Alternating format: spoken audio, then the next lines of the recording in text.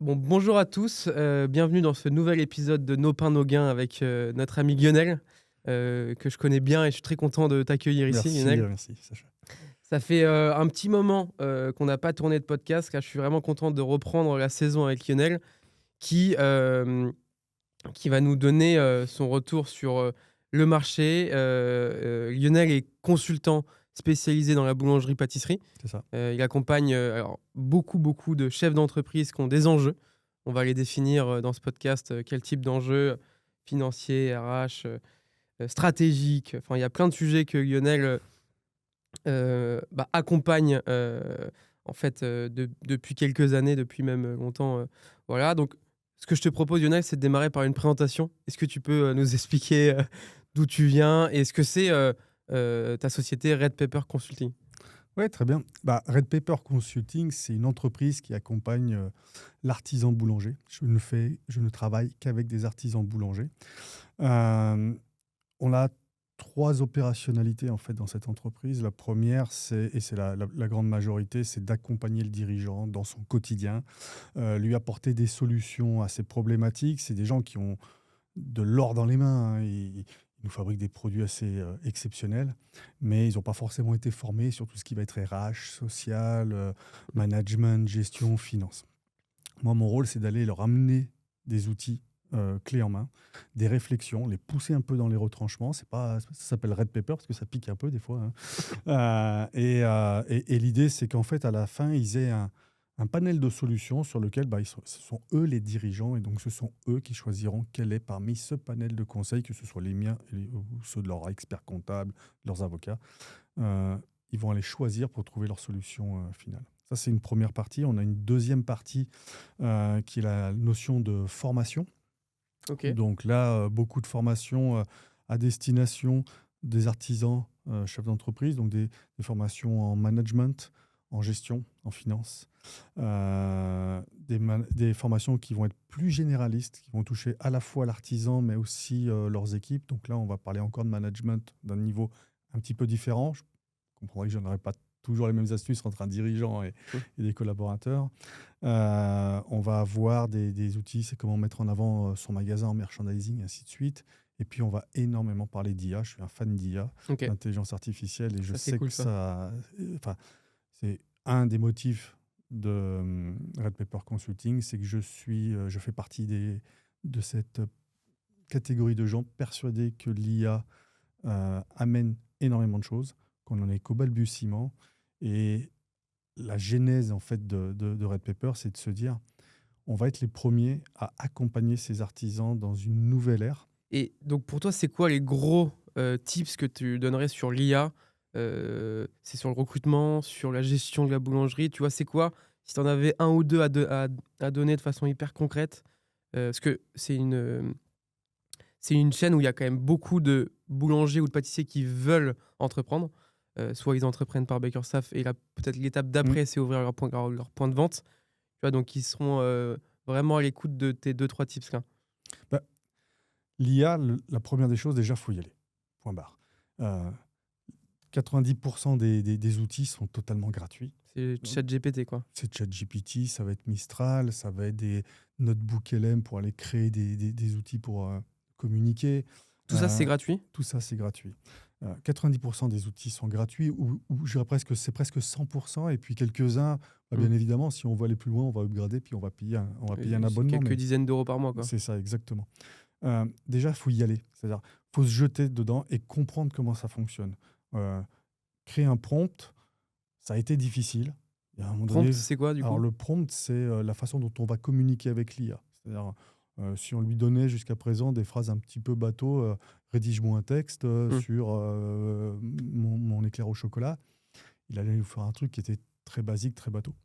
Euh, L'IA évolue tous les jours à une vitesse grand V. Aujourd'hui, cette même phrase, on commence à avoir des sujets vraiment très intéressants en termes de résultats. Euh, et puis, plus on va apprendre à gérer ces prompts, plus on va avoir d'efficacité, plus la machine va retenir la façon dont on travaille et plus le résultat va être performant. Et l'idée, encore une fois, c'est de se dire, si je suis artisan boulanger, je me mets dans le cadre d'un baker staff, d'un staffeur. Mmh. et de se dire, tiens, moi aujourd'hui je suis auto-entrepreneur, je viens accompagner des dirigeants qui sont dans des problématiques RH et je viens amener ma compétence, mais demain j'ai envie de m'installer. Euh, je pense qu'avec les outils d'IA qu'on a aujourd'hui, on peut intégralement préparer son arrivée sur le marché en tant que chef d'entreprise. Il restera bien évidemment, parce que ça ne mettra jamais l'humain en dehors de la décision finale, Mm. il faudra bien évidemment aller voir son avocat, il faudra bien évidemment aller voir son expert comptable ou Ah oui, des ok. Dans la création, tu peux faire tes statuts. Exactement. Vous avez une intelligence artificielle, pour ne pas la nommer, qui est extraordinaire, qui s'appelle Ordali. C'est un avocat dans la poche. Donc tu lui donnes tous les éléments dont tu as besoin pour créer tes statuts et tu auras des réponses d'avocat. Mm. Et si demain tu veux vraiment t'assurer que, et il faut le faire, hein, que c'est bien en ordre de marche, bah, tout le travail que tu auras fait préalablement, tu iras voir ton avocat déjà avec des éléments que tu auras du coup compris et que tu auras travaillé. Donc il y aura un échange assez intéressant. Et l'avocat viendra valider ou invalider ou modifier si c'est nécessaire. Donc ça n'empêche pas l'humain Mm. d'être présent, du tout. Mais il faut y aller, Ok. ça marche. Je vois bien le point. Et après, c'est quoi? C'est sur les quand tu fais une offre d'emploi, quand tu fais tes fiches produits, quand Évidemment. tu gères tes marges, c'est ça? Évidemment. Alors les marges, c'est encore un sujet un petit peu différent. Aujourd'hui, je pense que Effectivement. ChatGPT, je pense que c'est une des plus mauvaises calculatrices qui existent sur le Bah, marché. ou alors il faut vraiment échanger longtemps avec lui et qu'il apprenne à te connaître. Et Ouais, encore, ouais, c'est ça ça. a ses limites. On a fait plein d'essais, on en fait assez régulièrement et Ok. on se marre quand même à voir que bon, Quand tu dis on, c'est avec tes clients. oui, avec les Ok. clients, ouais. On se marre de voir qu'il y a des erreurs assez flagrantes. Non, mais par contre, on va créer des outils. Moi, j'ai créé une cinquantaine d'outils qui sont mis à disposition de mes artisans. On en a qui sont très simples et d'autres très compliqués. Dans les simples, comment on répond à un avis Google. Tu reçois un avis Google négatif, il faut y répondre, même Mm, positif d'ailleurs. Mais j'ai pas le temps, je ne sais pas ce que je dois écrire. Et puis parfois, j'ai pas envie de le faire parce que je fais une faute d'orthographe ou deux et puis je ne suis pas à l'aise avec ça. Vous donnez l'avis dans l'outil, puis vous fait la réponse mm. toute faite. On va monter un peu en upgrade. On a besoin d'avoir les allergènes dans nos boulangeries. C'est très très simple en fait aujourd'hui de récupérer dans son fichier caisse le nom des produits, baguette, éclair au chocolat, Paris-Brest, ainsi de suite. Donner à l'outil de se ressortir avec un tableau complet de tous les allergènes qu'on va relire. Trop Encore une bien. fois, on ne va pas remplacer l'humain. Mm. On va lui faire. Mais nous, on est quand même obligé de regarder parce que si ton Paris-Brest, à l'intérieur, tu as rajouté quelque chose qui est lié à ta propre Mm. recette et qui a un allergène dedans, il va bien falloir le rajouter. C'est ton Autant, assistant, en fait. C'est ton assistant, quoi. ce sont tous les assistants, c'est pas un assistant, Ouais. ce sont tous les Sur tous les assistants sujets. dont tu as besoin que tu ne pourrais pas te payer ou que tu ne pourrais pas gérer ou piloter au Mm. quotidien. Ça paraît dingue que C'est toutes les boulangeries l'utilisent pas, quoi, du coup. c'est ça parce que en fait, dans mon quotidien, les artisans ils me disent mais Lionel, j'ai pas le temps, j'ai pas le temps, j'ai pas le temps. Non, mais ça, Euh, c'est le problème de la profession. C'est une activité qui prend beaucoup de temps et ils ont jamais le temps. oui, mais c'est une activité où justement quand tu n'as pas le temps, De... qu'est-ce que, Tu cherches à gagner du temps. tu cherches à en gagner, exactement. Donc, si tu cherches à en gagner, Ouais. utilise les outils d'aujourd'hui, d'autant plus qu'ils sont gratuits, Mm. d'accord. Je suis d'accord. Fais-toi ta propre idée, avance. Certains ne te seront pas utiles, certains te seront très utiles. Mais encore une fois, si tu gagnes un quart d'heure, 20 minutes, une demi-heure par jour, quel que soit le motif ou la raison des outils, Mm. mais c'est du temps que tu vas peut-être avoir pour améliorer ta gestion d'entreprise, améliorer ta recherche et développement, Mm. améliorer ton magasin et finalement croître, gagner peut-être Mm. plus de chiffres, plus de rentabilité qui te permettront de nouveau de réinvestir sur toi, sur tes équipes et sur ton magasin. Ouais, ça Et paraît, finalement, paraît évident. c'est un serpent vertueux. C'est pas celui qui se mord la queue. Là. Mm. On peut aller très loin. Et puis, il y en a, si on veut aller vraiment loin dans l'IA, on en a carrément créé une qui va libérer un peu la puissance de nos artisans. Je reçois mon bilan mensuel ou mon bilan annuel, je le mets dedans et l'outil va comparer les résultats de ce bilan avec 250 autres bilans de boulangerie pour lui dire, dans ta tranche de chiffre d'affaires, ta marge, elle est positive, elle est négative, ton EBE, il est positif, négatif, et voilà ensuite Mm. 10 astuces ou 10 idées sur lesquelles tu pourrais travailler pour que ça avance. Et ça, du coup, c'est un outil qui t'appartient et que tu mets à dispo de tes clients, artisans. Ouais, il Euh, m'appartient, c'est un grand mot, il n'y a rien qui nous appartient ouais. en fait, parce que Tu l'as construit. moi je l'ai construit, je l'ai entraîné, je l'ai habitué à donner réponse. Je peux les modifier, c'est-à-dire que quand on travaille avec Red Paper Consulting, on a une sorte d'obligation mentale, hein, qui est de se dire on veut obtenir 75% de marge brute sur nos bilans en fin d'année, à minimum. D'accord? On a des résultats qui montent jusqu'à 78. Hein. Euh, pour ça, il faut qu'on le travaille. Donc, il faut qu'on leur donne des outils. Donc, on a juste fabriqué des outils. Mais si l'artisan, il me dit non, mais moi, aujourd'hui, 75, c'est trop, parce que le contexte régional, ma concurrence, ainsi de suite, est très bataillé, et à 72, je vais être serein, et ben vis nous, tout on va à fait bien, corriger ouais. l'outil pour que le sien, Ok, parce qu'on va le réadapter, lui annonce 72 et qu'on part à 72. Et ce qui fait que trop bien. on va vraiment avoir des outils, un outil généraliste, mais qu'on va adapter à Mm. 100% pour nos clients. Et tu parles de chiffres, c'est un sujet que je voulais aborder avec toi, que nous, on voit au quotidien chez Bakerstaff. Aujourd'hui, on a plus de 600 clients. Donc, en fait, dans les discussions qu'on a de temps en temps, on a des clients qui se plaignent que notre tarif est cher ou pas cher, mais ils se plaignent du contexte économique. Et moi, j'ai tendance à leur rappeler, alors sur un ton assez positif, que c'est des professions où ça gagne encore beaucoup d'argent. Il y a une capitalisation qui est réel. Enfin, les prêts, ils sont sur 7 ans. Au bout de 7 ans, bah, ils ont un capital qui est quasiment garanti parce qu'il y a quand même pas mal de flux. Enfin, un fonds de commerce, ça se vend pas facilement. Le contexte est peut-être un peu plus dur, mais ça se vend. Quand on prend d'autres activités, par exemple comme les épiceries fines, bah, c'est beaucoup plus compliqué. J'aimerais bien avoir ton avis sur ce sujet économique. Et tu vois, est-ce que toi, tu penses que c'est encore une activité hyper profitable? En fait, on a deux contextes. Le contexte que tu as évoqué là, c'est le contexte des boulangeries parisiennes et couronne parisienne. Euh, Paris, région parisienne, moi je travaille énormément avec le cabinet Expert Associés, avec Ouais. Daniel Morosco, et quand on travaille sur nos chiffres, on voit bien qu'on est encore capable de vendre à Paris un magasin à 100% de son chiffre d'affaires, Ok. 95-90%. Dès que tu vas sortir de cette couronne parisienne, bah, ton magasin, tu vas peut-être le vendre à 70%, déjà tu es content. Ce qui dépend plus de ta force de production, quoi. Oui, mais ça dépend d'un marché en fait où la ruralité est fuit, hein, de plus en plus. On a deux phénomènes qui sont importants. On a un phénomène immédiat, puis on a un phénomène qui arrive. Le phénomène immédiat, c'est que on a une déperdition d'intérêt pour le rural, de manière globale. Les gens se rapprochent des villes, la ruralité diminue, et ces boulangeries dites de campagne souffrent réellement. Parce qu'elles ont toutes les années des clients en moins. Un Plus client, de la compétition en plus, ouais, par rapport aux boulangeries chaînées qui arrivent de plus en voilà, plus. il y a ça, exactement. Euh, on a aujourd'hui un client en moyenne dans une boulangerie, il vient 3 fois par semaine. Le panier moyen est à peu près à 6 euros, donc tu es ouvert 47 semaines. Tu vois qu'un client en moyenne, c'est 780 euros. À chaque fois que tu vas perdre un client, c'est 780 euros. Donc quand tu es en zone rurale et que tu as perdu 10, 20, 30, 40 clients dans l'année, bah, chaque tranche de 10 clients, c'est 7 800 euros. Donc il y a une vraie déperdition. Donc c'est quand même plus difficile quand on est dans des lieux ruraux Mm. que des centres-villes. Et puis il y a un phénomène qui va arriver, sur lequel on doit l'anticiper, on doit travailler dessus.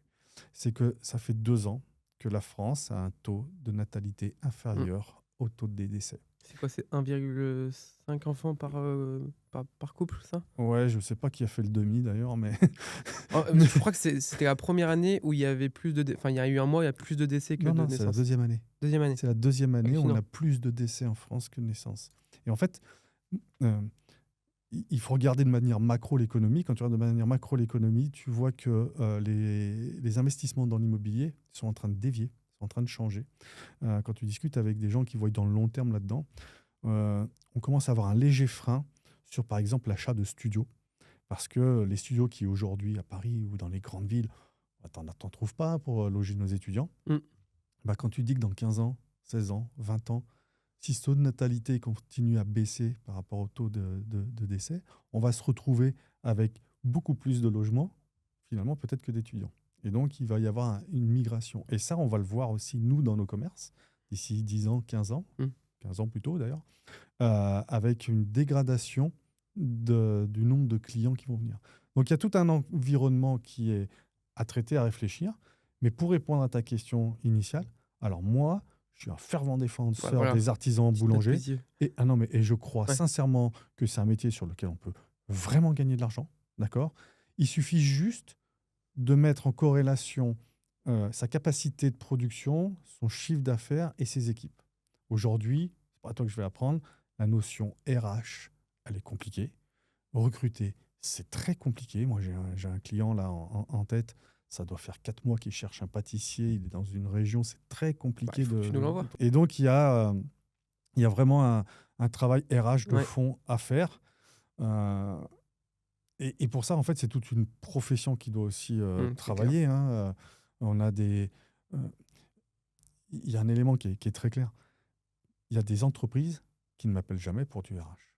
Il y a des Mm. entreprises elles n'ont pas forcément de DRH, elles n'ont pas forcément une personne liée à ça, hein. Je travaille avec des toutes petites boulangeries comme avec des très grandes, mais même dans les toutes petites, ils n'ont pas. Et pourtant, il y en a chez qui ça fonctionne très très bien. Puis il y en a d'autres, ben, il y a une récurrence permanente, récurrence. Il y a peu de la remise en question, je pense, à avoir. Mm. Quand on a une vraie volonté de suivre ses équipes, quand on a une vraie volonté à la comprendre, quand on a une vraie volonté à chercher à s'adapter, les équipes, elles restent, Mm. elles tiennent. Mm.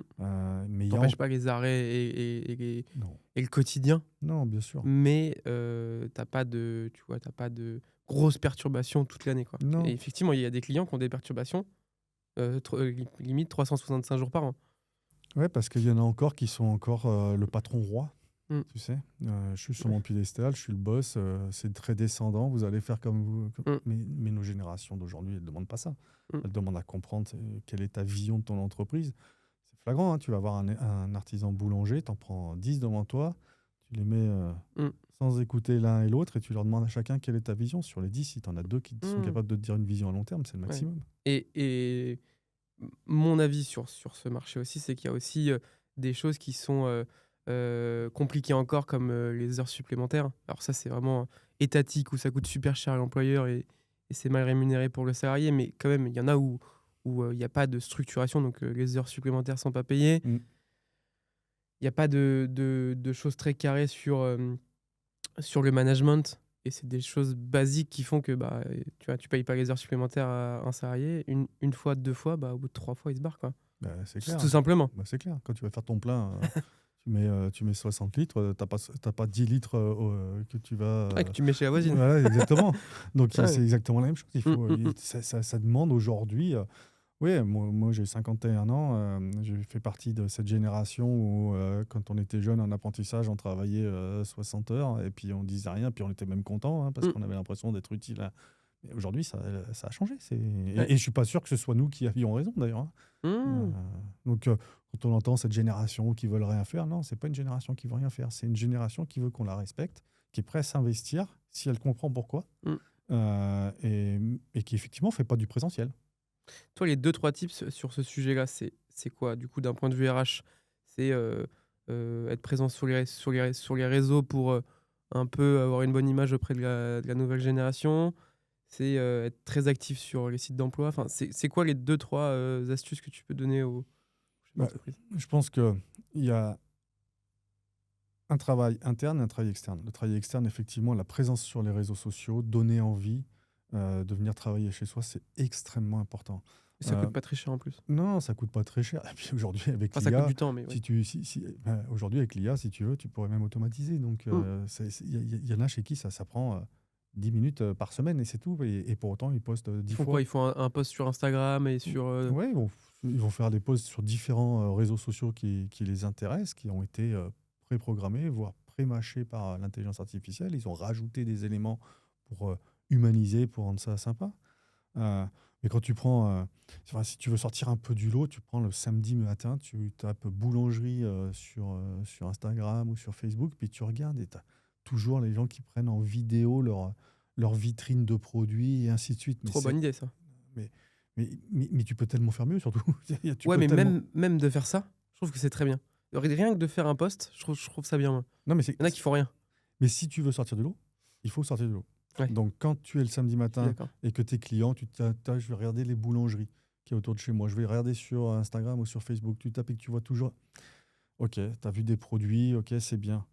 Mais c'est pas comme ça que tu vas attirer tes futurs collaborateurs. Ton futur collaborateur, il veut comprendre si tu fais de la viennoiserie surgelée, si tu fais de la viennoiserie maison, il veut comprendre si tu utilises des chocolats haut de gamme ou des chocolats d'entrée de gamme, si tu es sur le vin ou si tu n'es pas sur le vin. En fait, il veut se projeter avec toi. Tu vois, il veut se projeter dans ton. Il veut t'écouter parler aussi. Petite Exactement. vidéo de toi pour ressentir un peu, quoi. Exactement. Donc, il faut trouver des idées qui mettent en avant l'entreprise telle qu'elle est, pas tricher, et puis pour autant montrer le niveau de qualité. Et après, on a le côté interne. On rentre dans des entreprises aujourd'hui, c'est assez fabuleux, sans aucune information. C'est-à-dire que tu as vu ton patron à un entretien d'embauche dans le couloir 3-4 jours avant. Vous vous êtes tapé dans la main et dit « Ok, on commence ». La personne arrive. « Ah bah tiens, ton poste, il est là ». On ne prend pas vraiment la mesure du stress de la personne, de se dire attends, je vais l'accompagner déjà cette première journée, on va faire une journée ensemble, on va les manger ensemble, on va les discuter ensemble, on va commencer à apprendre à se connaître. Je vais te montrer la façon dont je travaille, je vais te présenter tes copains, tes collègues et ainsi de suite. Puis au bout d'une semaine, on va faire un point, puis au bout d'un mois, on va refaire un point, et puis on va regarder ton niveau d'autonomie, puis au bout de 3 mois, on estime que tu es autonome, mais on continue pas. Cette partie-là, elle est totalement négligée. J'ai discuté l'autre jour avec un jeune qui était dans une boulangerie, et il me dit vous savez, on ne se connaissait pas trop, mais dans la discussion, il me dit, je l'interviewais, j'échangeais un peu avec lui sur son intégration. Juste. Et je me demandais s'il n'était pas trop stressé, si ça allait. Et il me dit, en fait, j'ai une question à laquelle je n'arrive pas à avoir la réponse. C'est je suis payé quand C'est-à-dire que le gars, on était en début de mois et je ne suis pas allé creuser plus que ça parce que, encore une fois, je ne vais pas intervenir à tous les niveaux. Mais est-ce qu'il a un crédit maison? Est-ce qu'il a un crédit voiture? Et lui, il a une échéance. Et on sait que dans les boulangeries, tu peux très bien te payer le 28 du mois chez certains, comme le 10 du mois d'après chez l'autre. Donc lui, il avait besoin de cette information. C'est ce qu'on appelle l'onboarding.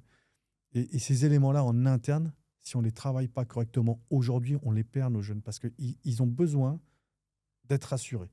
Ils ont besoin de comprendre le fonctionnement de l'entreprise. Et puis c'est pareil quand tu sors. Hein, le nombre de fois où j'entends il veut partir, casse-toi. Ah non. Parce que cette personne-là, si elle est bien accompagnée à sa sortie, c'est peut-être elle qui dira à un de ses collègues moi, ça n'a pas fait, ou j'ai préféré aller voir autre chose. Par contre, c'est une super boîte, elle m'a laissé un bon souvenir. Vas-y, tente ta chance. Tu vas retrouver, tu vois. Et c'est ces éléments-là, tant qu'ils ne sont pas mis en place dans une entreprise, on freine un peu. Alors que ceux qui le font, qui suivent, qui respectent, et qui respectent profondément, qui réfléchissent vraiment sincèrement sur le caractère de leurs collaborateurs, on n'a pas de demande, très peu. Ouais, c'est super intéressant ce que tu dis. Moi, je crois vraiment à ce que tu appelles l'onboarding, l'accueil. Même, tu vois, un investissement qui coûte pas très cher, c'est faire des t-shirts pour tous les collaborateurs, faire un logo, avoir une identité de marque, ce qui peut même te permettre de te différencier des gros acteurs qui arrivent. Après, dire 2-3 mots hyper bienveillants, voilà, voici ton poste, présentation des collaborateurs, faire le tour. Bien sûr. En vente, tu vois, nous, on impose à nos clients, et ils ne le font pas tous, mais de consacrer 15 minutes aux vendeurs-vendeuses pour présenter les produits, la gamme, les pains spéciaux, les types de pâtisseries. Et ça fait toute la différence. 15 minutes d'investissement de temps pour qu'après, si c'est une mission de 1 ou 2 mois, ça se passe bien, quoi. Ouais. C'est, autant te dire, c'est rien du tout. Mais c'est essentiel. Si tu loupes ce démarrage, tu loupes quasiment tout, quoi. Et toi, tu parles de quelques semaines. Moi, je parle de renfort, moi. Et là, tu parles de moi, je parle de gens qui sont plusieurs là années, pour être là plusieurs années. Ouais. On sait très bien que notre génération, ce qui arrive sur le marché, ce n'est pas des gens qui vont rester 40 ans, faire carrière et compagnie. On sait qu'il y a du turnover. C'est quand même assez impressionnant. La moyenne, je crois, nationale du turnover, c'est 7% à peu près. Sur tout métier confondu. La boulangerie, c'est 47%. Non, mais c'est hallucinant. Tu vois, c'est hallucinant. Et le délai de recrutement dans certaines régions en France, il est passé de 1 à 3 mois. Ouais, L'après-Covid a fait très très mal. Plus 30% d'arrêt de travail, effectivement. Et du coup, pour reprendre le sujet financier, donc toi, tu crois en la profession. Effectivement, il y en a beaucoup qui disent « Ok, c'est très rentable, mais ça demande beaucoup d'investissement de temps ». Toi, tu confirmes cette partie-là. Par exemple, un investisseur qui est un néophyte dans la profession, est-ce que tu lui conseillerais d'investir dans cette profession? Alors, le profil veut pas trop, veut vraiment superviser. Il veut pas être acteur, il veut pas faire de la production.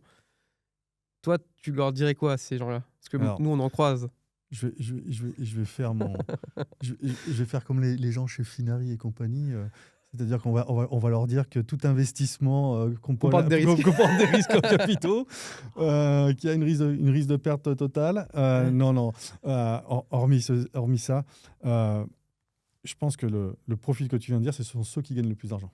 Ce sont ceux qui vont gagner le plus d'argent. Euh, on a un écart réel entre le boulanger de métier qui pense produit Mm. et le boulanger investisseur qui pense ROI, retour sur investissement. Tu vois.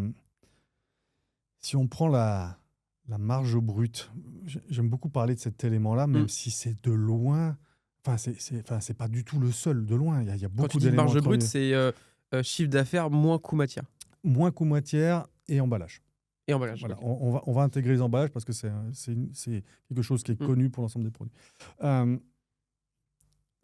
Cette marge brute, qui est un indicateur qui va te permettre de payer tout le reste, la moyenne nationale aujourd'hui, elle est 68%. 68%, c'est très faible. Est-ce que tu juges faible?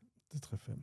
Aujourd'hui, un artisan boulanger traditionnel, donc qui n'est pas en réseau, donc qui n'est pas, on va dire, impacté réellement par cette notion de 3 plus 1 offert, des choses comme ça, qui, mine de rien, c'est 25% que tu vas aller offrir. On devrait tourner autour des 72%.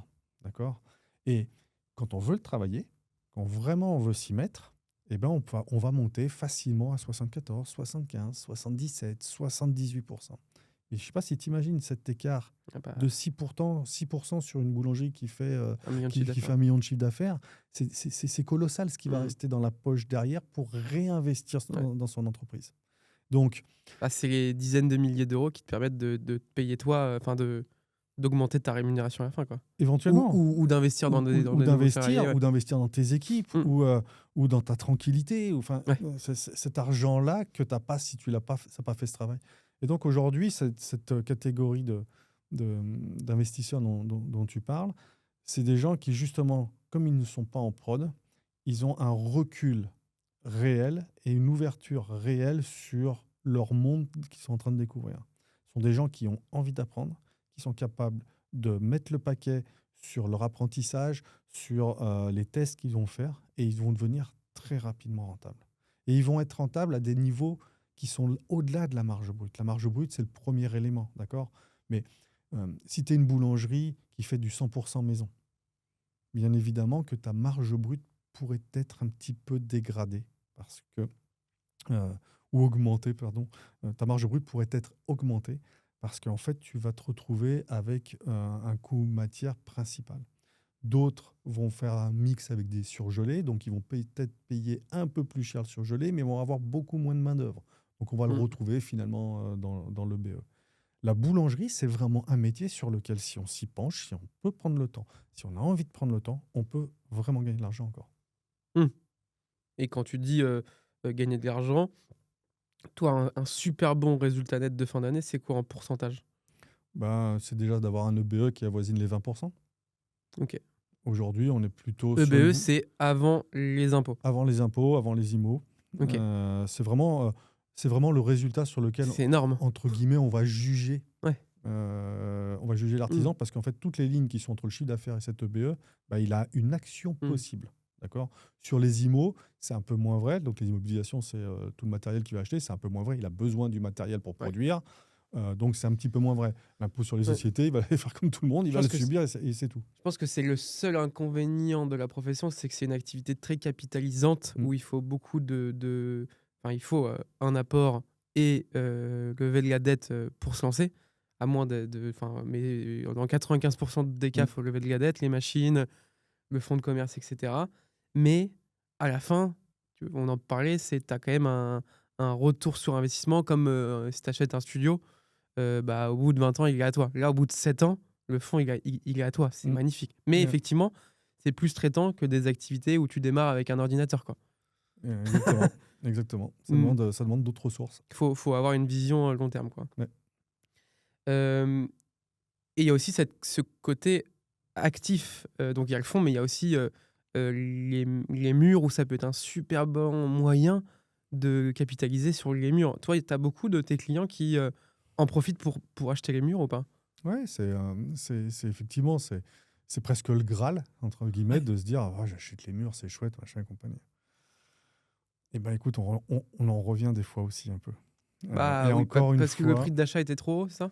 non, mais encore une fois, tu vois, tu as un peu deux mondes dans la OK. boulangerie. Tu as le monde parisien et couronne, et puis tu as un monde Ouais, bien provincial. sûr, ouais. Euh, Quand à Paris, tu vends 100% de ton chiffre d'affaires, déjà, ou 90% de ton chiffre d'affaires, bah, l'acquéreur qui veut les murs, il est prêt aussi à investir dedans. Quand tu es en province, que tu vends à 60%, voire des fois moins de ton chiffre d'affaires, bah, tes murs deviennent un point de négociation. Et finalement, l'investissement que tu as Dans pu quel faire, sens? eh ben, c'est-à-dire qu'aujourd'hui, tes murs, ils valent, je ne sais pas moi, 400 000 euros pour une boulangerie qui en fait 700 Ah 000 oui, ou j'ai compris. 600 000. Il dit: «OK, je t'achète le fond, mais tu me fais un prix sur les murs, quoi». Ça va être ça, ça va Ouais. être, bah écoute, ton fonds, il vaut pas 600 000, il vaut 400 000, donc tes murs ne valent pas 400 000, ils valent 300 000. OK. Et finalement, bon, bah, tu vas récupérer de la plus-value, hein. Enfin, tu vas Ah, tu récupérer t'es quand ce même que tu as payé les investi. loyers, enfin, je trouve ça Voilà, bien. tu vas quand même Ouais, mais ça ne veut pas dire que tu récupères ouais, 100% de ce que tu t'étais imaginé au ouais. départ pour ta retraite. Donc, il faut piloter ça vraiment de manière Mmh. pointue, et on en arrive par moment sur des courts termes. C'est-à-dire, on sait que la personne va être là que pour 7 ans, voire des fois un peu moins, parce qu'on peut payer 7 ans, mais on peut faire un exit avant. Ouais. On va commencer à réfléchir sur le fait de se dire, est-ce que tu as vraiment un intérêt aujourd'hui de payer les prix du foncier au prix que ce propriétaire te propose, alors que dans 5 ans ou 7 ans, on sait que c'est pas là-dessus que tu vas faire ta plus-value. C'est un exit que tu vas faire pour récupérer ton investissement, pour aller réinvestir ailleurs, mais est-ce que tu vas vraiment t'en sortir? De manière globale, ça Mmh. reste intéressant, hein, attention. Ouais, ouais. Faut pas cracher la soupe. Mais c'est pas enfin, il y a de la réflexion sur le prix d'achat, le prix de vente, quand est-ce que tu vas le vendre, quand tu le vends, comment tu réemploies ton Mm. réinvestissement. Ouais. C'est ça ce que j'entends. C'est Ouais. ça. Et puis, le marché, il évolue de toute façon. Il y a quelque chose qui est sous-estimé un petit peu en France, mais on voit que ça commence à bouger. C'est la location-gérance aussi, tu vois, Mmh. la façon de reprendre une boulangerie plutôt en location-gérance. Je vais faire mes armes, je vais me Mmh. faire mon idée pendant 2 ans, peut-être 3, et Ouais, ils ont pris puis ça de la ensuite je vais restauration, racheter. quoi. Oui, c'est ça. C'est ça. Et ça aussi, ça prend, donc ça permet aussi, enfin, ça permet, ou ça limite aussi la revente des murs. Donc, tu Mmh. vois, des fois, tu te dis, dans 7 ans, je vais revendre mon fonds de commerce, je vais revendre mes murs. On voit qu'aujourd'hui, sans un apport, on va dire, de 30%, 20%, quand ça se passe très bien, ben, tu vas avoir du mal à acheter. Donc, on va avoir de plus en plus de locations-gérance qui vont arriver. Et le gars qui est en Mmh. location-gérance, l'achat des murs risque de ne pas être immédiat. Donc, en fait, on a aussi cet effet C'est intéressant ce que tu dis. report, de se dire, je vais peut-être vendre d'abord mon fonds de commerce, pas forcément les murs. Sauf que si dans mon propre business plan, ma vision à 7 ans, 8 ans, qui est de se dire, je revends tout pour acheter plus gros, pour investir dans autre chose, tu risques d'attendre un petit peu. Donc, selon le profil d'investisseur, on va les faire réfléchir Mmh. sur est-ce que c'est vraiment utile ou pas. Hyper intéressant ce que tu nous expliques, notamment sur la location-gérance où, effectivement, c'était pas très développé et on voit même des grosses enseignes, qui se transforment en franchiseurs avec, cette notion de pas de franchisé, mais de enfin, de locataire gérant. Hem, Effectivement, l'accès au crédit est un peu plus compliqué, Mm. enfin, plus cher et il faut plus d'apports, et l'option de gérer à 100 mais de pas prendre un énorme risque financier. Donc ça, c'est intéressant pour, tous ceux qui nous écoutent, qui veulent pas forcément, prendre un risque trop important en termes de finances, qu'effectivement dans la boulangerie, si ça marche pas, bah, il y a une dette personnelle. Ah ouais. Heu et il y Et a puis quand ça, même beaucoup de enfin ça arrive, c'est pas un cas isolé.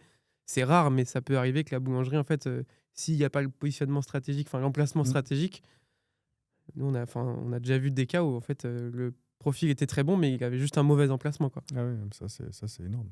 Et la location-gérance, c'est vraiment le pied à l'étrier Ouais, des équipes aujourd'hui que toi tu mets dans les magasins, hein. C'est ouais, des gens qui aujourd'hui sont auto-entrepreneurs, qui demain veulent ouais. y aller, sont prêts à s'investir à leur compte.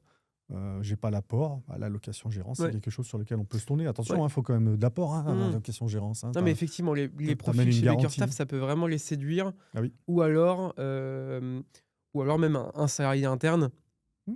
où le dirigeant a envie de le faire, de le responsabiliser et Ouais, peut-être que le dirigeant, il a envie de se décharger de cette responsabilité de gérant. ouais, on a un profil qui est.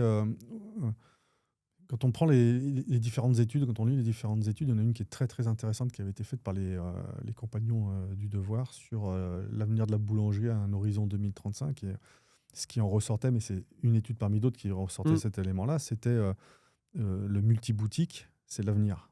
C'est-à-dire que si tu n'as pas 2, 3, 4 boutiques, ça va devenir compliqué parce qu'en fait, tes volumes, ta masse financière va être trop faible pour tenir le choc face à l'arrivée de gens qui sont capables de venir avec 3, 4, 5 Mmh. ou 800 boutiques quand on parle de réseau, te mettre une boutique en Mmh. face de toi avec des prix bien, bien bas. Donc, si tu n'as pas un minimum de capitalisation sur plusieurs boutiques pour que si tu as une qui fonctionne un peu moins, l'autre va venir récupérer, ainsi de suite, ça va devenir compliqué. C'est Et marrant parce que, tu as cette vision-là, mais tu as aussi la vision de tu en as une et ça se passe très bien. Tu contrôles, tu maîtrises, ton personnel, tes marges et cetera et tu as la partie où tu en as donc tu as cette boutique-là, tu en as une deuxième qui du coup, où tu peux te tromper, qui fait du coup dégringoler tous tes résultats. Enfin, tu as les 2 visions. Tu as la vision, mmh, où tu dérisques, tu diversifies donc tu dérisques, mais tu as aussi la vision de en fait, être patron d'un multi-boutique, bah, c'est plus compliqué. Il faut, faire appel à toi et être, tu vois, être, un vrai gérant, quoi.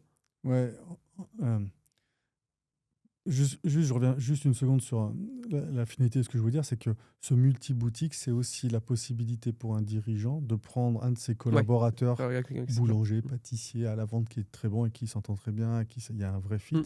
et de se dire, cette personne-là, j'ouvre un deuxième magasin dans lequel il sera locataire gérant OK, pendant quelques temps. smart. Et ça ouais, c'est exactement, c'est smart. C'est smart. Ça fait vraiment grandir Mmh. les équipes. Ça permet aux dirigeants de pouvoir grandir Mmh. dans un projet qui n'était pas forcément celui qu'ils voulaient initialement et pour lesquels, chez certains, effectivement, ça va devenir une difficulté. C'est trop intelligent parce qu'en fait, le tu crées même des associations, en fait. Tu as pas un salarié, tu as un associé Mais et c'est ça exact, change tout. mais c'est exactement ça. Et cet effet d'aubaine, de pouvoir monter des différentes entreprises, qui est un peu ce qu'on voit dans l'avenir, euh, oui, ça peut être compliqué si ta première structure, elle n'est pas fortement Ouais, faut des ancrée. grosses bases, Voilà. ouais. Si tu es déjà légèrement boiteux sur ta première, ne lance surtout pas ta deuxième. Ouais, il faut Surtout de pas. l'énergie aussi.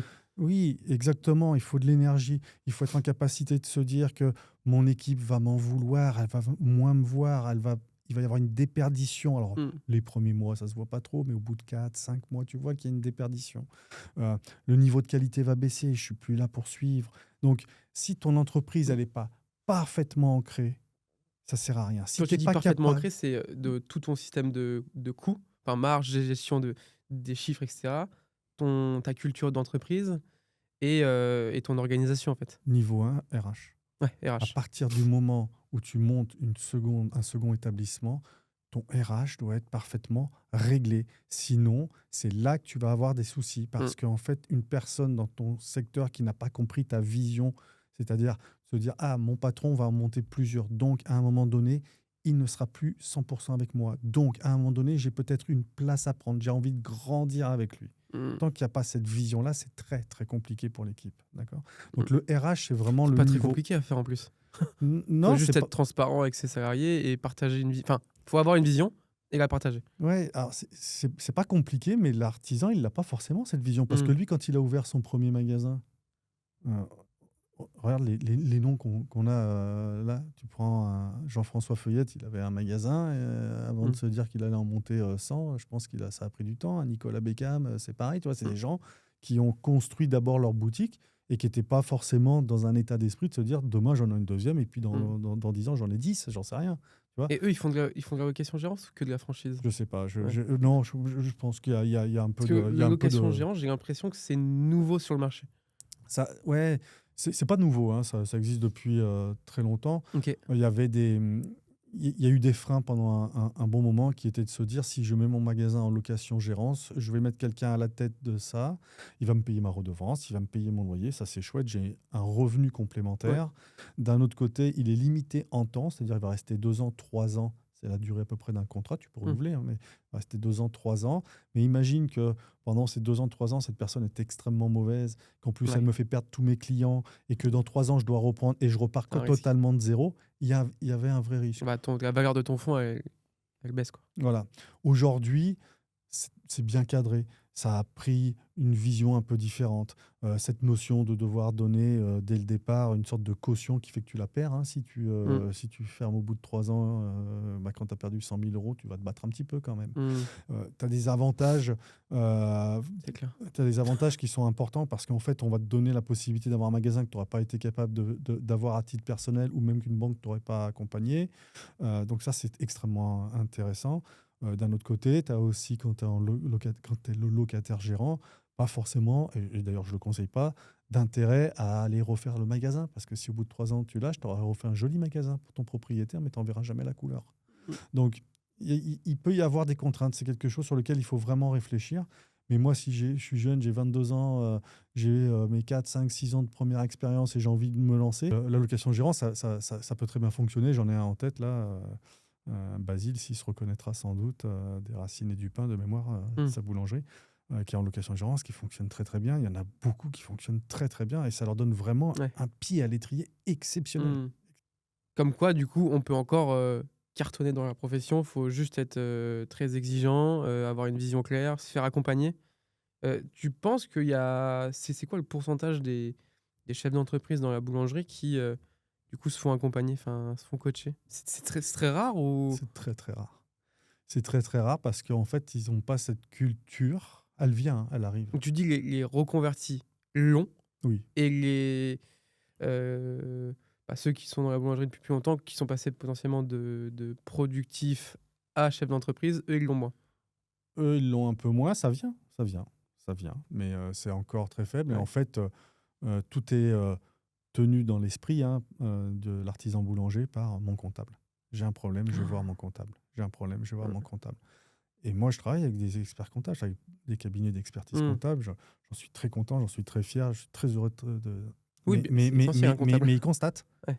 Et quand on fait un constat, oui, ils vont donner des Ouais. éléments. Derrière, vous devriez faire ça. Mmh. Mais derrière, il faut aller sur le terrain. C'est un métier C'est d'opérationnel. clair. Mon métier, c'est ça, c'est de l'opérationnel. On va sur le terrain, on regarde, Mmh. on analyse, on teste. Mmh. On n'arrête pas de faire des éléments comme ça pour trouver le juste Mmh. équilibre. Aujourd'hui, le taux de gens qui sont accompagnés, il est très faible et c'est des profils en plus totalement différents. Tu as l'investisseur qui, lui, se dit je connais pas le monde de la boulangerie, Lionel. Est-ce que tu peux m'accompagner pendant les 3 prochaines années? Ça, du coup, c'est facile. Enfin, c'est des clients où ils savent qu'ils ont besoin et c'est juste une question de notoriété, pour, la sélection du consultant, quoi. Mais ils ont Ouais, besoin, ouais, ils connaissent pas le métier. ouais, ils ont besoin et ils viennent avec des idées parfois saugrenues, qui s'adaptent pas. Mmh. Et parfois, ils viennent avec des idées, tu te dis, mais pourquoi on Ouais. n'y a pas pensé avant? C'est vraiment, pour moi, une catégorie qui est vraiment extrêmement intéressante parce qu'on a vraiment là des gens qui n'ont pas de barrière, tu vois, ils sont pas en train de se dire on l'a toujours fait comme ça, donc on va rester là-dessus. Et Ça, on c'est duplique, ouais. extraordinaire. Mmh. Après, on a la deuxième catégorie, malheureusement, qui est celle qui t'appelle en disant Lionel, C'est le bordel. on est le 25, dans 5 jours, j'ai les salaires à sortir, j'ai pas la trésorerie, comment on fait? Ça, c'est les urgentistes. Mais les urgentistes d'un jour sont les urgentistes de toujours, hein. Donc, en fait, au bout d'un moment, ils t'appellent parce que ça Tu devient appelles 10 récurrent. fois et après quand ils ont plus besoin, ils répondent plus, quoi. Si, si, si, si, parce que nos clients, Ah ouais? ils suivent. Non, non, alors j'ai vraiment, une fois qu'ils ont franchi le cap, on les a depuis longtemps, hein. OK. Mais, mais Il y a plus d'urgentistes, du coup. ouais, il y a beaucoup d'urgentistes parce que la gestion, elle est passée un petit peu au travers. Parce Mmh. que, encore une fois, on ne peut pas leur en vouloir, à ces artisans boulangers. Tu te lèves tôt, tu finis tard. Et en plus, quand tu arrives le matin, bon, bah, tu as ton boulanger X ou Y qui Qui n'est est pas pas là. là. Ta vendeuse X. Donc, du coup, je reste dans l'opérationnel, je prends jamais Ouais. de recul et j'arrive à cette situation qui fait que, bah, en RH, je deviens de moins en moins bon parce que ces situations me saoulent, donc je suis de moins en moins agréable. Finalement, alors là, c'est Mmh. vraiment la mauvaise boule de neige. J'ai plus de temps, hormis pour l'opérationnel, parce que quand je rentre chez moi, je vais pas aller me mettre devant mes calculs, mes prix de revient et machin, parce que je suis trop fatigué. Si je le fais, de toute façon, je verrai pas les résultats parce que je suis plus en Ouais, capacité je rentre, d'analyser. je dors. Voilà, c'est ça. Donc on a cette catégorie. Après, en fait, il y a plusieurs personas, hein. On a celui qui est monosite, qui est encore un peu différent de celui qui est multisite. Alors nous, aujourd'hui, enfin moi, chez Red Pepper, je sais qu'on nous appelle beaucoup pour la montée en gamme. C'est-à-dire que j'ai une boulangerie, je voudrais en monter 2, puis une troisième, puis une Ok. quatrième. Ça, c'est vraiment le parcours le plus, quasiment le plus fréquent que l'on a, avec des gens qui nous disent mais je sais pas par où passer, je sais pas par où commencer, je sais pas par où structurer. Par contre, j'ai bien compris une chose. Je partirai pas tant que mon premier magasin n'est pas ancré. Donc, on a déjà un travail d'attache et d'ancrage à faire absolument fort avant de les faire partir là. On a le multi-boutique, celui qui a Mm. déjà plusieurs boutiques et qui se dit je suis allé trop vite. Et là, je maîtrise plus rien, c'est en train de dériver, ça glisse sous mes pieds. Je suis cramé. Ouais, c'est J'ai ça. mal à la tête. Ouais. Mm. Et puis, il y a le quatrième persona qu'il faut surtout pas oublier. Alors, nous, on l'oublie pas, on l'adore. C'est madame. Je dis madame sans manière péjorative. Mm. Mais c'est le conjoint collaborateur, la conjointe collaboratrice, l'associé et compagnie, qui lui est moins au devant de la scène parce qu'en fait, il va s'occuper de la vente ou de la gestion, alors que celui qui est au devant de la scène, c'est vraiment le producteur, hein, celui qui a les mains dans la farine. Et ces gens-là, totalement oubliés, très stressés parce qu'ils ont en charge la comptabilité, les retards de paiement, et la charge mentale est énorme. Mm. Et c'est des gens qui sont négligés. Et ça, c'est beaucoup de gens qui aussi nous appellent parce que nous, on crée justement des outils au maximum pour leur quotidien. D'abord, on leur apprend à gérer au quotidien. Et ensuite, une fois qu'ils ont la gestion dans les mains, qu'ils savent, qu'ils ont compris où est-ce qu'ils devaient aller, comment ils devaient le traiter, c'est seulement à ce moment-là on va leur créer des outils de facilité. Ok. Parce que si on leur ramenait les outils avant de faire ça, le jour où l'outil, je sais pas, moi, tombe en panne, Internet tombe en panne, machin, ils seraient incapables de faire quoi que ce soit. Donc on a ces 4 personas qui sont vraiment intéressants. Ok. Et les 4 sont capables de gagner de l'argent. Bah, bien sûr. Je reviens juste sur la partie comptable. Ils ont tous un comptable. Ils se réfèrent beaucoup à leur comptable. Nous, on a un énorme sujet chez Baker Staff, c'est de temps en temps l'acceptation du coût d'un salarié.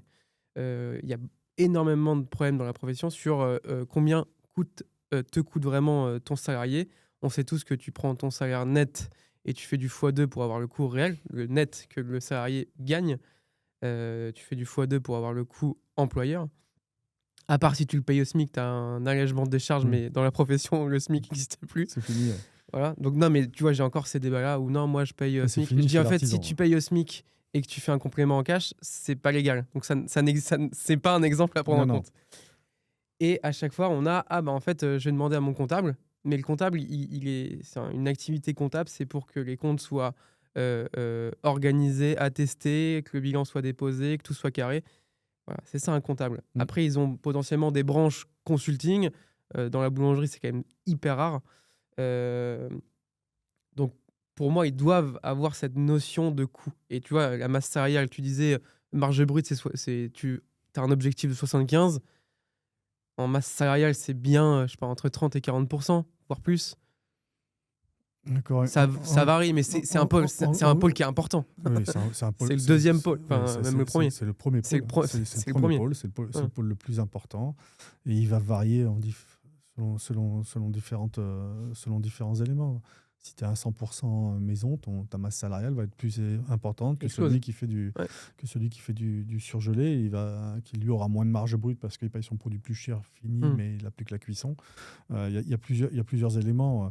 Tu vois, l'inverse, on va dire qu'en région parisienne, la masse salariale elle est encore un petit peu plus élevée, ou elle peut l'être en tout cas, parce qu'on a des laboratoires qui sont des fois pas au même niveau que la boulangerie. Des fois, c'est en sous-sol, il faut monter, descendre, l'ascenseur il est en panne, allez, on monte tout à la main. Enfin, il y a d'autres problématiques. Donc, la masse salariale, c'est aussi quelque chose qu'il faut prêter attention.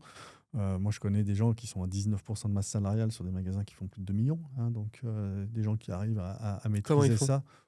Je pense qu'ils vont trop loin. C'est un avis purement personnel parce qu'ils sont trop loin. On va dire qu'ils sont jusque boutistes. C'est très, très organisé. C'est à la limite industriel dans l'organisation, mais c'est leur façon de faire. Elle n'est pas critiquable du tout. Ils ont des labos, labos, fonctionne. Ils ont des labos, exactement. Bon, après, la moyenne, on va dire, aujourd'hui, si on pouvait éviter de dépasser 37% masse salariale, donc la masse salariale, c'est à la fois les salaires et les charges, et j'y inclus bien évidemment les dirigeants, parce qu'on va me dire, oui, mais le dirigeant, il n'est pas inclus, Évidemment. machin. J'y inclus le dirigeant. Là, on est vraiment Ouais. dans des choses qui sont très bien. Alors, des fois, c'est faisable, des fois, c'est pas faisable.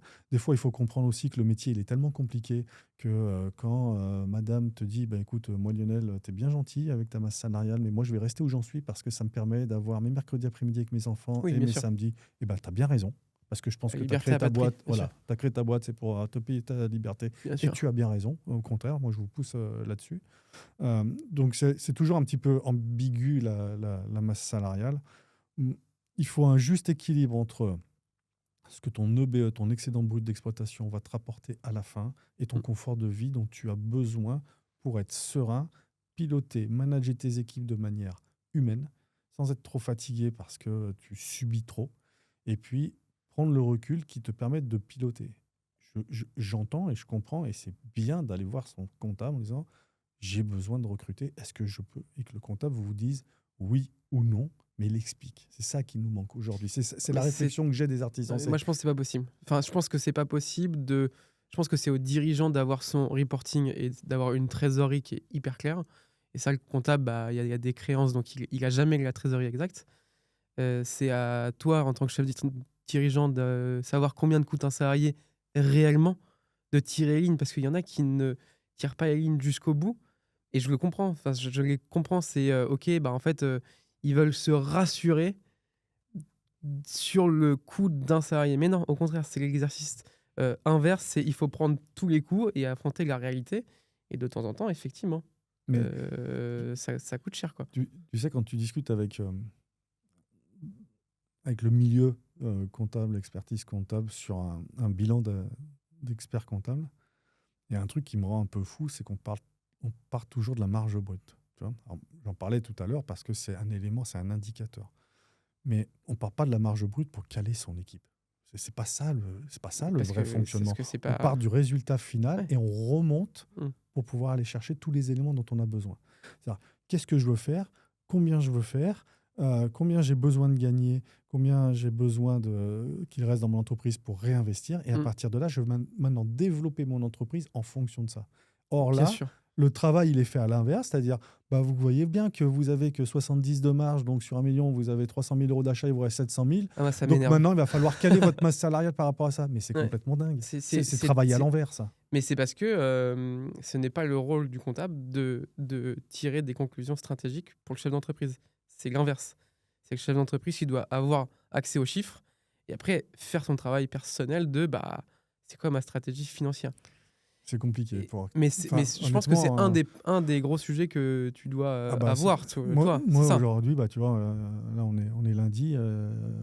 Dimanche et samedi, on a travaillé avec l'équipe, malgré le week-end, hein, de façon à être certain qu'aujourd'hui, chacun de nos artisans ait tous leurs chiffres. Nous, on va très très loin. Ils ont leur chiffre d'affaires au mois, au cumul Oui. annuel, par groupe de famille, par vendeur, par panier moyen de vendeur, Ouais. par panier moyen journalier. Ça va loin.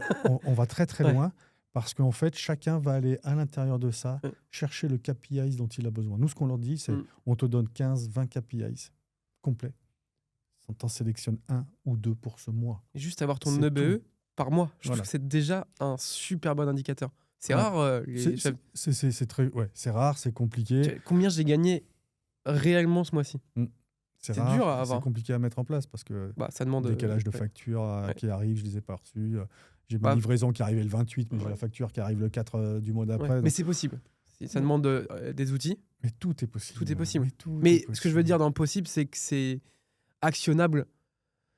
Ça demande un peu de travail. Ok, en one shot, tu travailles une fois et après, tu as ton outil chaque mois. Mais exactement. Et puis on n'est pas obligé de travailler du 1er au 30 du mois. Si Ouais, bien on sûr. sait que le 21, on a la TVA, et ben, créons des tableaux de bord qui vont du 20 au 21 du mois d'après. Ouais. Et du coup, on a la facturation, on a ces éléments-là. On n'est pas dans un flou artistique. Ouais. Et ça nous permet de vraiment voir ce qui se produit dans son entreprise. Ouais. Et c'est pareil, c'est exactement comme la lecture de bilan. On va lire le bilan 3 mois et demi après avoir clôturé son année fiscale, au lieu de commencer à le travailler 6 mois avant pour dire, ah, on va atterrir à ce niveau-là, donc on va pouvoir travailler telle chose, telle chose, telle chose. On découvre. C'est un métier où l'artisan, malheureusement, il découvre 3 mois et demi après ce qu'il doit Mmh. faire. D'où l'importance d'être vraiment accompagné. Et il y a des... Attention, moi, je ne jette pas l'opprobre sur les comptables et les experts comptables. Il y a des cabinets où moi, tous les mois, je reçois Bien sûr. un point de leurs clients. Et c'est chouette. Bien sûr. C'est l'analyse qu'il n'y a pas derrière. Et même quand il y a de l'analyse, parce que certains font de l'analyse, bah, derrière, il y a l'opérationnalité. C'est-à-dire que quand l'artisan, il voit, ah bah ouais, j'ai ça, il m'a dit de faire ça et ça, mais Mmh. c'est quoi la priorité? Ouais. Par où je commence? Est-ce qu'il a compris réellement mon entreprise? Bon, ça, Mmh. c'est autre chose. Non, mais effectivement, moi, je suis très proche de mon expert comptable parce que c'est pas juste parce que c'est mon expert comptable, parce que je l'aime beaucoup et je travaille avec lui depuis plus de 10 ans. Il me dit que la croissance des cabinets d'expertise comptable, enfin la pérennité de leur activité, elle est incroyable parce qu'ils ont une relation de confiance avec leurs clients. Mais effectivement, en fait, eux, ils font la comptabilité. Mm. Ils font pas autre chose.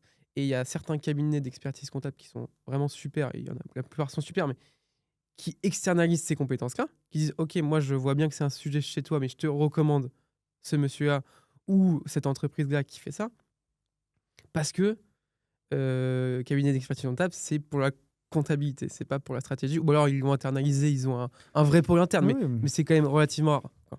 non, mais certains veulent s'y mettre. Certains ont compris que de toute façon, avec l'arrivée de l'IA, leur métier, c'est comme l'avocat. Ouais, Le métier ouais. d'expert comptable va pas disparaître, mais il va s'étioler, hein. Mmh. Et qu'il va falloir offrir des nouveaux services. Et moi, j'ai des cabinets comptables qui m'appellent en disant: tiens, Lionel, on te suit sur les réseaux, on voit ce que Bah, bien tu sûr, fais, il est on trop voit content. l'opérationnalité que tu amènes, on a des clients qui nous ont parlé de toi aussi, machin et compagnie. Mmh. Bah, est-ce que tu pourrais venir former nos comptables sur l'avenir de leur profession, c'est-à-dire cette notion, alors j'aime pas ce terme, mais on va l'appeler comme il se doit, cette notion de coaching, Mmh. parce qu'on va devoir aller là. Donc, ça m'arrive d'aller en cabinet Ouais. d'expertise comptable, passer plusieurs jours dans l'année pour former les comptables et avancer Ouais. là-dessus. Bah, ça m'étonne pas du tout. Nous, chez Baker Staff, les experts comptables, il y en a qui nous recommandent très fortement parce qu'ils savent que, effectivement, en fait, bah, eux, c'est pas des recruteurs. Quand tu as besoin vite, bah, ils peuvent te dire comment faire une annonce Indeed, mais bon,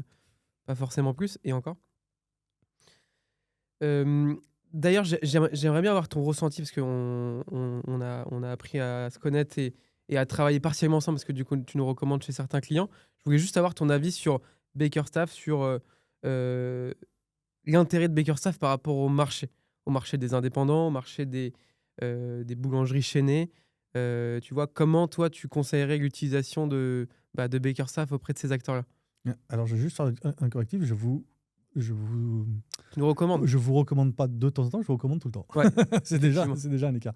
Non, mais c'est une réalité, hein. Ouais, ouais, C'est une mais réalité. c'est vrai. L'apport de Baker Staff, c'est la souplesse que je peux pas, la souplesse et la réactivité que je peux pas avoir à tout moment. Euh, le chiffre d'affaires moyen d'une boulangerie n'est pas le même en janvier qu'en mars, qu'en avril, qu'en juin et compagnie. C'est clair. Or, ce métier demande une maîtrise pour être l'élément principal d'un artisan boulanger, c'est d'avoir des produits extrêmement réguliers. D'accord. Donc, j'ai besoin, pour avoir des produits extrêmement réguliers, une équipe, un staff à l'année. D'accord. Et donc, j'ai un surstaffing qui est arrivé depuis des années, hein. Aujourd'hui, on parlait de masse salariale tout à l'heure. Aujourd'hui, si tu veux que je te montre le nombre de bilans où on dépasse les Mmh, 50% de masse salariale, ouah, c'est important. mmh, Et en fait, il y a cette notion de surstaffing. C'est-à-dire que quand on va discuter de ça avec l'artisan, il va te dire: mais non, j'ai mon équipe, bien sûr. on est comme ça et on ne peut pas faire moins. Bah alors, comment tu y arrives au mois de décembre avec cette équipe? Alors, tu vas me dire: oui, j'ai rajouté quelques heures supplémentaires. Alors, peut-être prendre un autre mois. Tu y arrives Ouais. d'avril ou au mois à Pâques, ou tu y arrives à la fête des mères, hein, quand tu as des opérations. Et puis en août, tu n'es pas plus léger.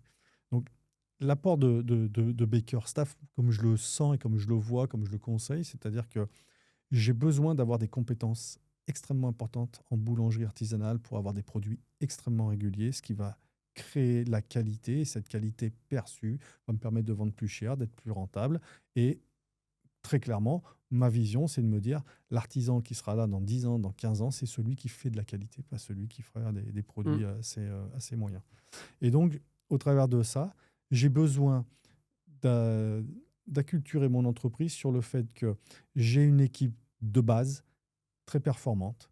Et ensuite, à des moments de l'année, je vais aller utiliser les services de Bakerstaff pour des renforts saisonniers et non pas pour remplacer quelqu'un que j'ai pas réussi à recruter. Mm.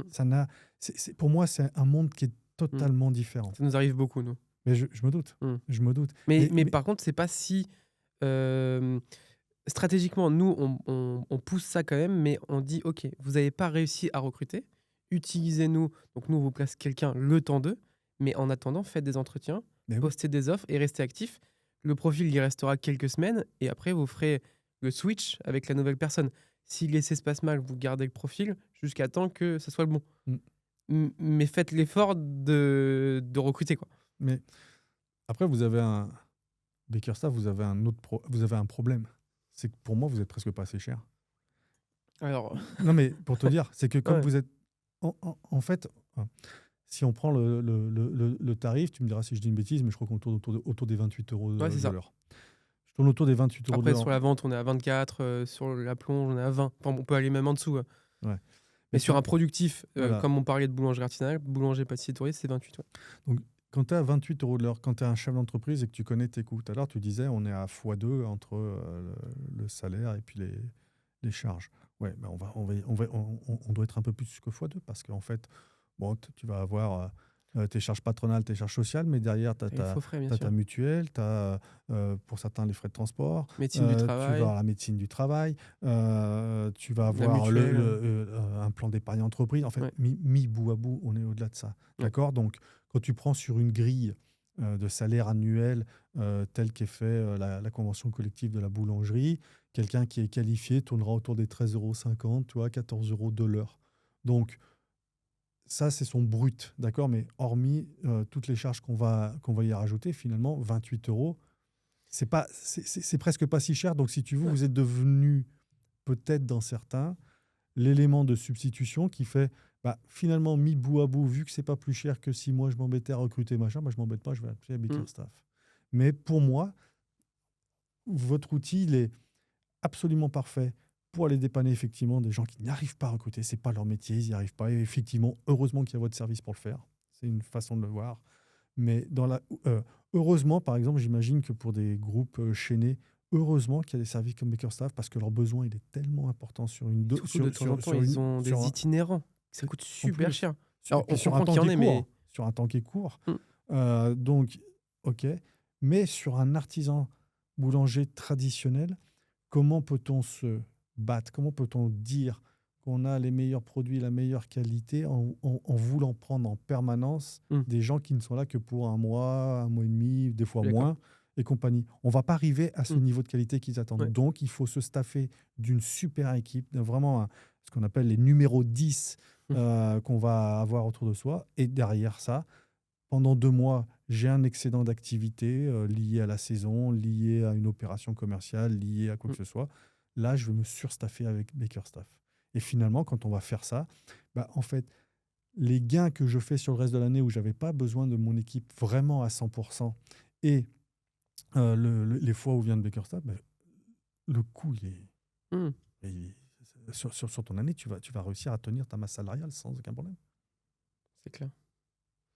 Et effectivement, il ne faut pas attendre d'un Bakerstaff qui vienne révolutionner la production. C'est un exécutant.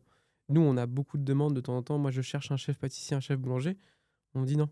On dit nous, c'est des profils qui sont à leur compte, qui sont compétents, et ce n'est pas des intérimaires, c'est des gens qui sont à leur compte. Donc, ils n'ont pas de filet de sécurité. Donc, naturellement, il y a une sélection naturelle qui se fait, mais ils viennent pour exécuter. Donc, il faut qu'il y ait une personne sur place qui accueille, qui leur dise exactement quoi faire, et après, il y aura de la rentabilité. Nous, par exemple, si une journée de Bakerstaff, c'est entre 150 et 200 €, on juge que le profil doit rapporter au minimum 2,5 fois plus, voire 3 fois plus. Donc, ça reste un investissement. Et quand on le voit comme ça, en fait, ça paraît évident. Tu as un pic d'activité, ce chiffre d'affaires où tu peux cartonner. Nous, on a beaucoup de clients qui passent dans l'émission sur M6, La meilleure boulangerie. Ils leur annoncent de faire du x2 pendant une certaine durée. Faites appel à Bakerstaff parce que cette augmentation-là, elle peut être temporaire. Et ce chiffre d'affaires, il faut aller le chercher, quoi. Non, bien sûr. Puis, tu vois, après l'émission, t'en as, ça va durer pendant 3 semaines. Il y en a d'autres, moi j'en ai, Ouais, ça ça va dure durer pendant pendant 3 cinq ans. six mois. Ouais, ouais, ouais. Donc, Mmh, il faut adapter. Et c'est cette souplesse que vous amenez, sur bien sûr. laquelle il faut que nous, on puisse jouer. C'est une des pistes sur lesquelles on a une possibilité d'améliorer son bilan, son Mmh, résultat. mmh, D'accord. Et l'artisan, c'est ça, c'est qu'est-ce que ça me coûte? Non, non. Ce qu'il faut réfléchir, c'est qu'est-ce que ça te rapporte? D'accord. Moi, mmh, toi, tu disais, on a une volonté que chacun de nos collaborateurs, enfin, chacun de nos staffeurs rapporte 2 fois et demi ce qui mmh, coûte. On fait exactement la même chose sur AdPaper. C'est-à-dire que pour travailler avec nous, on analyse le bilan, on regarde le gain. On regarde quel est le gain parce qu'on sait le gain que l'on pourra faire gagner. mmh. Si on ne peut Qu'est-ce que tu pas peux aller chercher en plus? voilà, si Mmh, on ne peut pas faire gagner, déjà, on ne travaillera pas ensemble. On vous le dira, vous êtes suffisamment bon pour pas avoir besoin de nous mmh, ou suffisamment en avance pour que nous, on aille mettre nos efforts sur des gens qui ont plus besoin. Et en fait, cette idée, c'est de se dire, notre coût, c'est pareil. Il faut qu'on ramène au moins 2 fois et demi ce que l'on va coûter. Et finalement, bah à la fin, on va être une ligne sur le compte d'exploitation. On sera une ligne, ce sera marqué Red Paper Consulting. Mais finalement, les lignes du dessus ou les lignes du dessous auront tellement reconforté ou conforté le fait que mmh. cette dépense était utile que le BE va être augmenté. Si on n'est pas capable, si dès le départ on voit qu'on ne peut pas le faire, nous on n'y va pas. Écoute, Lionel, je pense que it's time. C'était super intéressant. Franchement, tu as apporté beaucoup, beaucoup de valeur, aux gens qui vont nous écouter. Ce qui serait intéressant, c'est que si, vous avez des questions, soit vous passez directement par Bakerstaff et on relaie à Lionel, soit Lionel, Bien sûr. on mettra tes coordonnées en fin de la vidéo du podcast et bah, du coup, ils pourront te contacter directement. En tout cas, merci beaucoup pour tout ce que tu nous as apporté. Bon moment et bon, de toute manière, on a pas mal de sujets ensemble, donc on se reverra assez rapidement. Merci Sacha, Salut Lionel. merci. Et puis merci aux équipes Bakerstaff parce on a une réactivité chez vous. Hein. On n'en a pas parlé là, on n'est pas là pour faire votre pub, votre com et Mmh, compagnie, mais c'est quand même à savoir que j'ai eu l'occasion de faire appel plus d'une fois à Bakerstaff et que dans les 48 heures, on avait des réponses. Et ça, ouais. ça c'est extrêmement important pour l'artisan qui est totalement perdu et qui se demande où est-ce qu'il va. Bah, on le disait, ceux qui, ont un stress, de la gestion du personnel, au pire, il y a Bakerstaff. Mm. Enfin, moi, j'aime bien le dire, on est la dernière roue du carrosse, alors c'est pas très valorisant pour nous, mais au moins elle est là et on sert à ça, quoi. Ouais. Merci Merci Sacha. Lionel, à À bientôt. bientôt.